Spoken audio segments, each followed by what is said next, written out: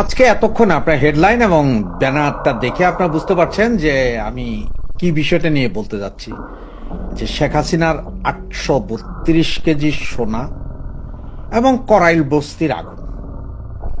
তবে দুটো ঘটনার মধ্যে আমি আপনাদেরকে কিছু মিল খুঁজে দেওয়ার চেষ্টা করব, যেগুলো আপনারা হয়তো মিলটা খুঁজে পাবেন।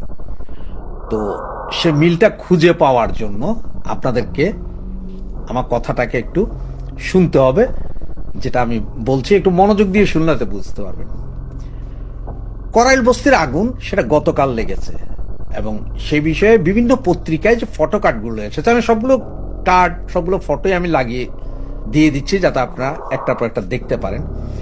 সেখানে আপনারা দেখেন যে করাইল বস্তিতে হাইটেক পার্ক নির্মাণের তাগিদ আলমাস কবিরের। আলমাস কবিরটা কে সেটা আপনারা নিশ্চয়ই জানেন, এবং তার যে ভাষ্য সেটা হচ্ছে যে শুধু সে না, অনেক বিদেশি কোম্পানিও এখানে ইনভেস্ট করার জন্য চাচ্ছে। এবং গতকাল সকালে প্রথমে হাইকোর্ট থেকে নির্দেশনা জারি হলো যে এটাকে উচ্ছেদ করতে হবে, এবং পরপরই সরকার বলল যে এটা অবৈধ। এর ঘন্টা তিনেকের ভেতরে আগুনে নিঃশেষ হয়ে গেছে 900 পরিবার। আর এই 900 পরিবার যে নিঃশেষ হয়ে গেল, এরা রাস্তায় পড়ে গেছে। আর সেই সময় আবার আমাদের গ্রামীণ ব্যাংক কাকু, ইউনুস কাকু, ওনাদেরকে সহযোগিতা করার হাত বাড়িয়ে দিচ্ছেন। গ্রামীণ ব্যাংক থেকে বলা হচ্ছে তাদেরকে লোন দেওয়া হবে, মানে সেখানেও ব্যবসা। পুইরা যান, মইরা যান, জয়লা যান, আপনার ব্যবসা চলতেই হবে। এটা ঘটলো গতকালকে আরো 3টি ঘটনা ঘটেছে, আজকেও ঘটছে। এর মধ্যে আপনার আমাদের যে উপদেষ্টা একজন আছে, ওই যে বিমান এবং পর্যটন মন্ত্রণালয় যার হাতে, তিনি কিন্তু গতকালকে জুলাই আগস্টের সেই হত্যা মামলা থেকে বেকসুর খালাস পেয়েছেন। মানে তার বিরুদ্ধে কিছুই প্রমাণ হয়নি, খুব দ্রুত। বাকি সবাইটা বাইজে আছে, কিন্তু ওনারটা হয়ে গেছে।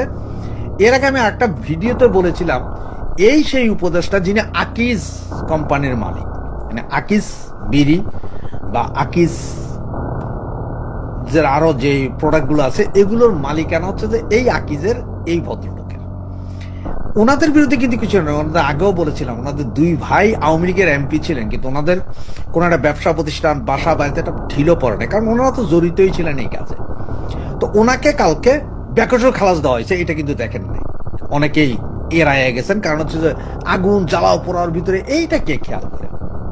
এবং গতকালকে আরো একটা ঘটনা ঘটেছে, যে এয়ারপোর্টের ভেতরে যে আগুনটা লাগছিল ওইটাও নাকি এমনিই লাগছে, ওইটা কেউ লাগায়নি, এটা অটোমেটিক লেগে গেছে, খোদা প্রদত্ত আগুন। ছিউ, ওই আপনার ইয়ের মতো, কি বলে, ভূমিকম্পের মতো। যদিও ভূমিকম্প হওয়ার পরে বিভিন্ন নেতারা বলছে যে এটা শেখ হাসিনায় ধাক্কা দিয়া ভূমিকম্প হওয়াই দিছে। তো আগুনটাও এমনি লাগছে। উনি বেকসুর খালাস পেয়েছেন, এবং আপনাদেরকে আগেই বলেছেন সবকিছুতে ইন্টেনশন এই ভদ্রলোকের। কারণ হচ্ছে যে ওই যে আপনার কার্গো সার্ভিসের ওই জায়গাটাকে ওনারাই নেবেন, কারণ উনি বিমান ও পর্যটন মন্ত্রীও, আবার পৃথিবীতে প্রথম বিমান ও পর্যটন মন্ত্রী যিনি, তিনিই আবার বিমানবন্দরের চেয়ারম্যান, কোনোটা একই জায়গায়। আবার গত পরশুদিন আরেকটা খবর পেয়েছেন যে অস্ত্রগুলো চুরি হয়েছিল, কিছু অস্ত্র ফেরত এসেছে। এত সিকিউর প্লেসে অস্ত্র একবার চুরি হয়, আবার সে অস্ত্র আইসার জায়গা মতন চলে আসে, এটা কিন্তু অপরাধ। এগুলো সবগুলো মিলান, কিভাবে কি হচ্ছে। এখন তাহলে প্রথম কি, বিমানবন্দরের আগুনটা নর্মাল। দ্বিতীয়, কিছু অস্ত্র ফেরত আসছে বিমানবন্দরের সেই লকারে, যেই ভাঙা লকার থেকে অস্ত্র চুরি হয়েছিল সেখানেই ফেরত আসছে। তৃতীয়, আমাদের ভাইজান উনি বেকসুর খালাস পেয়ে গেছেন। এখন হচ্ছে যে চতুর্থটা কি, সেটা হচ্ছে শেখ হাসিনা স্বর্ণ 832 ভরি স্বর্ণের একটা হিসাব পেয়েছেন, তাও আবার 2টা জায়গা। কোন 2টা জায়গা? সেটা হচ্ছে যে আপনার ব্যাংকের 751 এবং 753 2টা লকার থেকে এই স্বর্ণ উদ্ধার। তো আসেন আমরা একটু স্বর্ণ যেহেতু উদ্ধার হয়েছে, সঙ্গে একটু হিসাবটা বুঝি। দেখেন এখানে 2টা লকার হচ্ছে যে 9.4 ইন্টু 14.33 ইন্টু 23.50 ইঞ্চি। এইটা হচ্ছে সবচেয়ে বড় লকারের সাইজ, মানে মোট ভলিউম হচ্ছে যে 52 লিটার পানি রাখা যাবে এরকম লকার। তো এখন গল্প শুনি যে 10 কেজি মানে হচ্ছে 812 ভরি সোনা নাকি এই দুইটা লকারে বন্দি ছিল।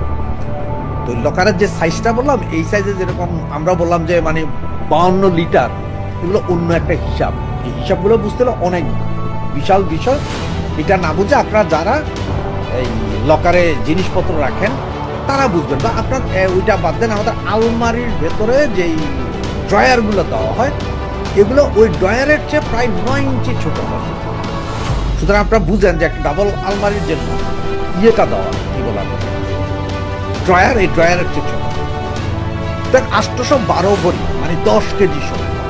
এক একটা অলঙ্কার নাকি আবার প্রতিটা অলঙ্কার আবার আধা ভরি। তার মানে হচ্ছে মোট 1624টা গহনা যা উদ্ধার হয়েছে। আবার এই প্রতিটা গহনা আলাদা আলাদা কাপড় দিয়ে মোড়ানো ছিল। এটাও বুঝি। এখন মজা দেখেন একটা জিনিস, এই 1624টা কাপড়ে মোড়া গহনা নাকি 2টা লকারেই রাখা হয়েছে। আর 2টা লকারের ভলিউম হচ্ছে যে 104 লিটার। এটা ভলিউমের হিসাব। এগুলো যারা আপনার ভলিউম নিয়ে কাজ করেন বা ইয়ে নিয়ে কাজ করেন ওনারা বুঝবেন, বা আপনি যে কোনো স্বর্ণকারের দোকানে যায় বললে তারাও বুঝে দিতে। কিন্তু কাপড়ে মোড়া এই 1624টা গহনার ভলিউম হবে আপনার হচ্ছে যে 200 থেকে 400 লিটার।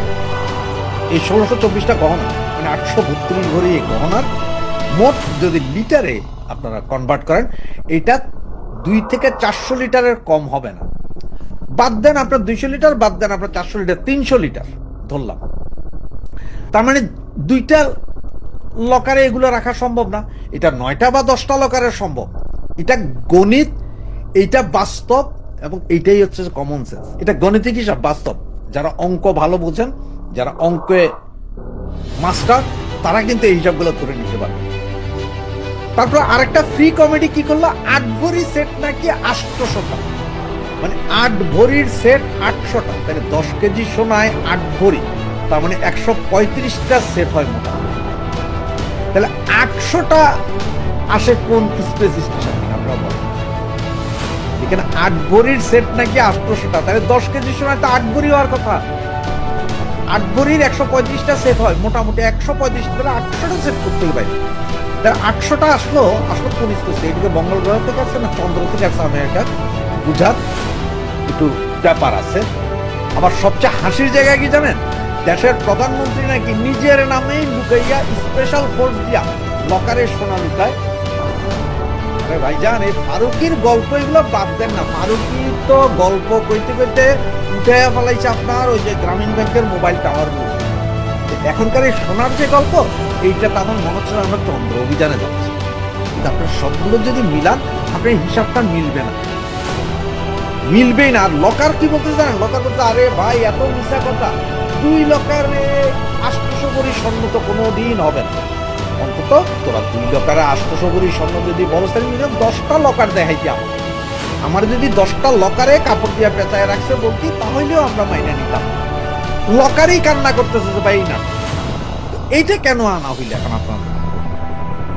ওই যে আগে বললাম, যেহেতু আপনার হয়তো আলোচনা শুরু হইতে পারে যে ওই ভদ্রলোক আমাদের উপদেষ্টা, উনি হঠাৎ করে বিনা দোষে একদম ওনার মামলা শেষ, উনি খুন করেন নাই, ঠিক আছে, ভালো কথা। এরপরে আবার আপনার ওই যে ইয়েতে আগুন জ্বললো, কোথায় বিমানবন্দর আগুন জ্বললো, এটা দৈবিক আগুন, এটাও ঠিক আছে। আবার বলা হইলো যে কিছু অস্ত্র আবার সেই ভাঙা লকার, মানে যে বিমানবন্দরের ভাঙা লকারে ফেরত আসছে সেইটা, এবং এই কাকরাইল বস্তিটার আসলে দখল নেওয়ার জন্য যাওয়ার চেষ্টা করছে। কথা বলি, এই কাকরাইল বস্তি কিন্তু গত 2024-এর জুলাই আগস্টে কাকরাইল বস্তির ছেলেপেলেরা নামছিল। ঢাকা শহরের বিভিন্ন বস্তির ছেলেপেলেদেরকে মাদক দিয়া নামানো হয়েছিল সরকার বিরোধী আন্দোলন। এখন এদের মধ্যে ভয় যে এই বস্তির ছেলেপেলে যদি আবার নাই না যায় তাদের দেনা পাওনা নিয়ে, তাহলে তো একটা সমস্যা। সুতরাং বস্তি জ্বালাইয়া ফালাই না। আর এই বস্তি জ্বালাইলে কার লাভ? বস্তি জ্বালাইলে লাভ হচ্ছে যে আলমাস কবি এবং আরো 2জন করেছে। কারণ ওনারা ওখানে হাইটেক পান, পয়সা কামাবেন, বস্তি থাকলে থাক, না থাকলে না। আর এই শেখ হাসিনা খেলছে কিন্তু মাস্টার স্কুল। উনি বলছে আমার 832 ভরি স্বর্ণ যেহেতু পাইছেন, 900 পরিবার প্রত্যেককে 2 লাখ টাকা করে দেবে। স্বর্ণের ভরিতে এখন প্রচুর, প্রত্যেকে এই স্বর্ণ আমার। আপনারা বলতেছেন আমার, আমি বলতেছি আমার না।